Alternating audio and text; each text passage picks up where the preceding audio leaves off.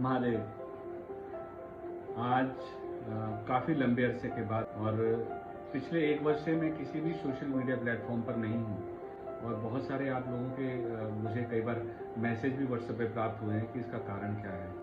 तो एक उसका मुख्य कारण तो यही है कि पिछले 1 वर्ष से मैं कुछ शोध में लगा हुआ हूँ, कुछ ग्रहों के ऊपर शोध कर रहे हैं, ज्योतिष में कुछ नए योगों के ऊपर शोध कर रहे हैं, कुछ नए योग आपके सामने लेकर के आए। ये सब इसीलिए चल रहा है ताकि कुछ अच्छी चीज़ें निकल कर आएँ। और जब हम किसी चीज़ का शोध करते हैं, किसी के ऊपर रिसर्च करते हैं, तो ऐसे में बाकी सारी चीज़ों से हमें अपने आप को हटा करके केवल एक ही चीज़ के ऊपर अपना ध्यान केंद्रित करना पड़ता है। तो यही एक कारण है कि 1 वर्ष से मैं इससे दूर हूँ, इन सभी प्लेटफॉर्म से।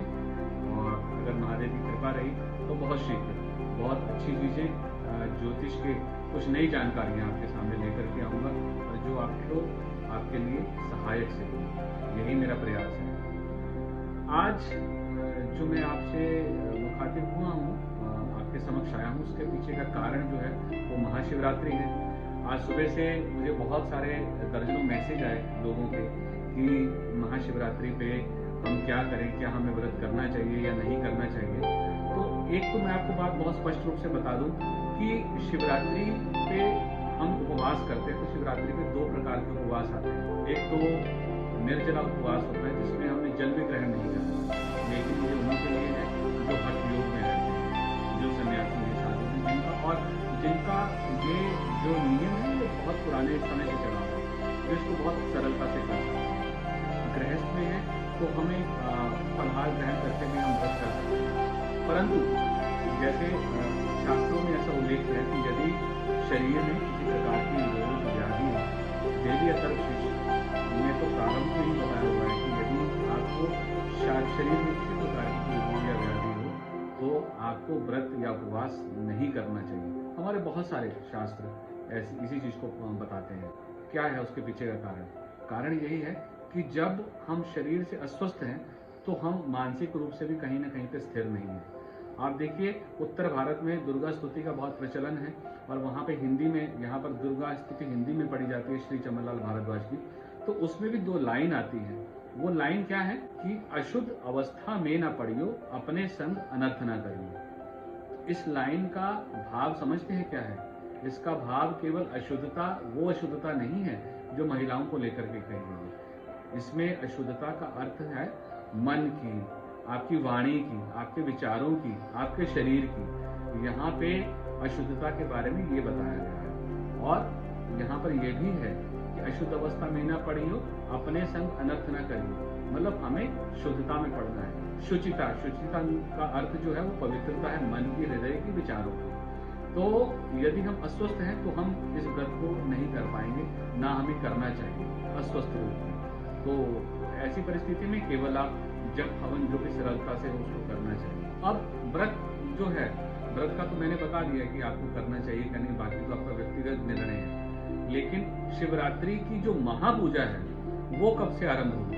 तो शिवरात्रि की जो महापूजा है वो सूर्यास्त के पश्चात सायकाल में 6:31 से 8 तारीख को 6:31 से 9:34 तक प्रथम पहर की पूजा, फिर 9:34 से लेकर के रात्रि 12:38 तक दूसरे प्रहर की, फिर 12:38 से लेकर के 3:41 तक चौथे प्रहर की और तीसरे प्रहर की, और 3:41 से लेकर के 6:45 तक चौथे प्रहर की पूजा है। तो ये 4 प्रहरों की पूजा है जो आप करते हैं, मंदिर में करते हैं। अगर आप घर पे भी करना चाहें तो घर पे भी कर सकते हैं, लेकिन किसी विद्वान, किसी योग्य आचार्य ब्राह्मण देवता के द्वारा। अब प्रश्न यहाँ पर ये उत्पन्न होता है कि घर पे अगर आपको महापूजा करनी है तो शिवलिंग कौन सा होना चाहिए? तो इसका मैं आपको स्पष्ट बता दूं, लिंग पुराण में प्रारंभ में ही जब वहाँ पे पूजा का विधान बताया गया है, लिंग पुराण में बहुत स्पष्ट रूप से जहाँ पूजा का विधान बताया गया है, शिवलिंग की स्थापना कैसे करनी चाहिए, शिवलिंग की पूजा किस प्रकार से करनी चाहिए, वहां बहुत स्पष्ट रूप से बताया गया है कि घर पे केवल आपको पारद का शिवलिंग और फिर स्फटिक का शिवलिंग और उसके बाद नर्मदेश्वर शिवलिंग, ये 3 शिवलिंग ऐसे बताए गए हैं जिनकी स्थापना आपको घर में करनी चाहिए। फिर उसमें बताया गया है शिवलिंग का आकार कैसा होना चाहिए, आकार कितना बड़ा होना चाहिए।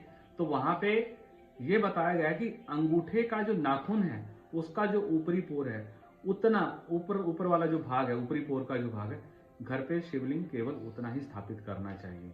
अगर आप घर पे स्फटिक पारद का शिवलिंग स्थापित करते हैं तो घर पे सकारात्मक ऊर्जा का प्रभाव होता है। ऐसा उल्लेख है शिव पुराण में भी और लिंग पुराण में भी कि स्फटिक क्षमा कीजिए पारद का शिवलिंग स्थापित करने से सकारात्मकता का प्रभाव होता है घर में, और उसके साथ साथ घर पे सुख और समृद्धि की भी वृद्धि होती है। नर्मदेश्वर शिवलिंग की नियमित रूप से पूजा करने से आपके अनेक प्रकार के रोगों का भी शमन होता है। उसी प्रकार से स्फटिक जो है वो यश, कीर्ति, ऐश्वर्य की प्राप्ति करवाता है। अब इसकी पूजा कैसे करनी चाहिए? पूजा नित्य रूप से आप जलाभिषेक से भगवान शिवलिंग की जो पूजा है वो कर सकते हैं, लेकिन हर मास की त्रयोदशी को आपको शिवलिंग की पूजा जो है विशेष प्रकार से करनी चाहिए, पंचामृत से पूजा करनी चाहिए। इससे ना सिर्फ आपको भगवान शिव की कृपा प्राप्त होगी, अपितु इसके साथ साथ आपके पितरों का आशीर्वाद भी आपको प्राप्त होगा, और आपसे ज्ञात अज्ञात रूप से किए गए जो ऐसे कर्म हैं जो पाप में हैं, उसका भी कहीं ना कहीं से आपके पाप का जो है वो क्षय होगा। तो त्रयोदशी की पूजा का इतना महत्व है। अब बात करते हैं शिवरात्रि पे महा उपायों की, कि हम शिवरात्रि के दिन कौन कौन से उपाय कर सकते हैं। पहले यदि आपके मन में कोई इच्छा है या आपका कोई ऐसे कार्य है जिसको आप करने का प्रयास कर रहे हैं और वो कार्य जो है वो क्रियान्वित नहीं हो रहा है, तो ऐसे में आपको 21 जोड़े बिल्व पत्र के लेने हैं। 21 जोड़े का मतलब है कि जो बिल पत्र है उसमें 3 पत्तियां होती, तो ऐसे आपको 21 जोड़े लेने हैं, और उसके ऊपर अष्टगंध या चंदन से ओम नमः शिवाय, यदि पत्र छोटा है तो केवल ओम लिख करके उसको आपने भगवान शंकर को शिवलिंग के ऊपर अर्पण करना है और शिव पंचाक्षरी मंत्र का जाप करना है। ऐसी मान्यता है कि ऐसा करने से आपकी समस्त प्रकार की भौतिक इच्छाओं की पूर्ति होती है। शिवलिंग के भगवान शिव के जो गण हैं वो नंदी हैं, तो आज के दिन शिवरात्रि के दिन नंदी महाराज को यदि आप चारा खिलाते हैं तो भी आपके घर पे जो चल रही परेशानियां हैं उससे कहीं ना कहीं पे मुक्ति होगी, क्योंकि जब आप नंदी महाराज को थोड़ा हरा चारा खिलाएंगे ना तो उनके कान में अपनी परेशानी भी कह देंगे। हमें ऐसा लगता है कि हमें ज्ञात या अज्ञात रूप से हमारे से अनेकों बार ऐसे पाप हुए जिसमें हम क्षमा याचना करना चाहते हैं, तो और जो भगवान शंकर को शिवलिंग पर अर्पित करने से हमारे ज्ञात अज्ञात रूप से किए गए पापों का भी कहीं ना कहीं पे शमन होता है। यदि किसी के विवाह में अड़चन आ रही है, बहुत प्रयास, बहुत पूजा पाठ उपाय करने के बाद भी यदि विवाह में अड़चन आ रही है, तो केसर युक्त दूध भगवान शंकर शिवलिंग के ऊपर अर्पित करें, तो विवाह में जो चल रही अड़चने हैं या ग्रह दोष है या किया गया उसका प्रभाव भी नष्ट हो जाता है। आप आर्थिक स्थिति से कहीं जूझ रहे हैं, आपकी आर्थिक स्थिति ठीक नहीं है, तो ऐसे में शिवरात्रि के दिन आपको मछलियों को जो आटा है अगर आप वो देते हैं तो वो आपको लाभान्वित करता है।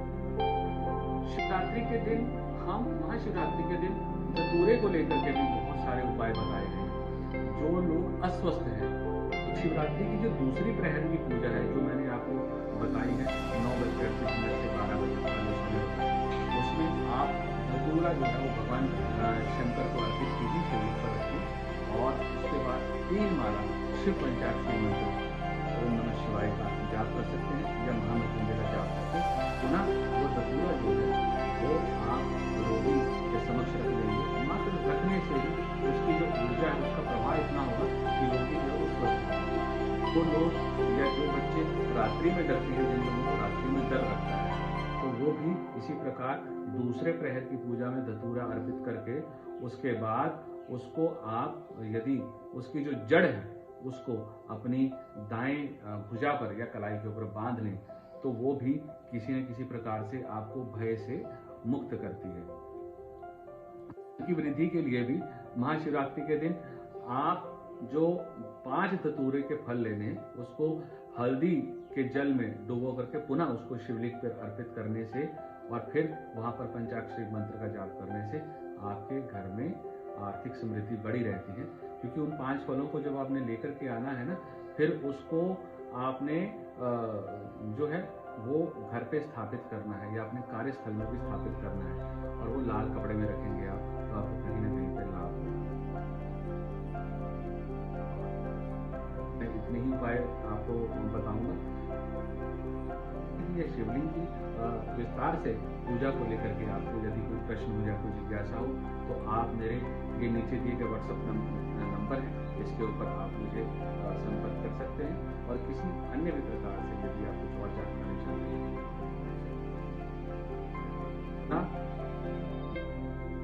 महादेव और माँ जगदम्बा के चरणों में प्रार्थना करता हूँ।